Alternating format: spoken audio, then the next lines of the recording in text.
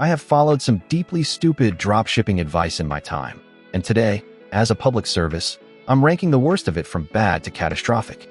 Coming in at number 5, just pick any trending product.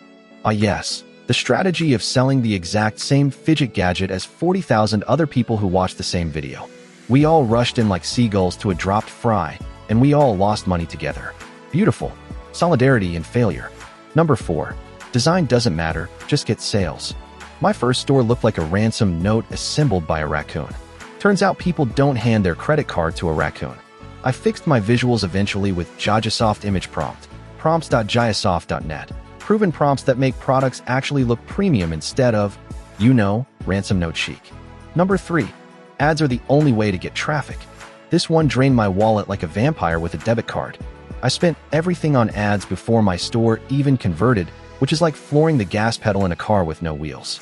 I learned free traffic exists, content and search, and started actually finding customers with Jaja SEO instead of just setting money on fire for Facebook. Wild concept. Number 2, you don't need to talk to customers, it's passive. Passive, they said. Meanwhile, customers with questions were bouncing off my store like it was a trampoline.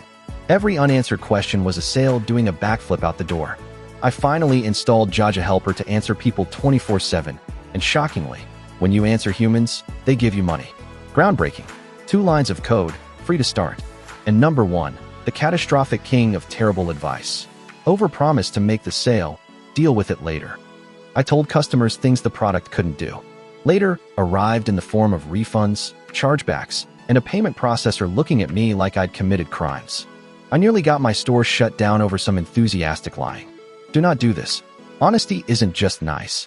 It's the only thing keeping your store alive. So there's my hall of shame. Every one of these felt smart when a confident stranger said it. The real advice is boring.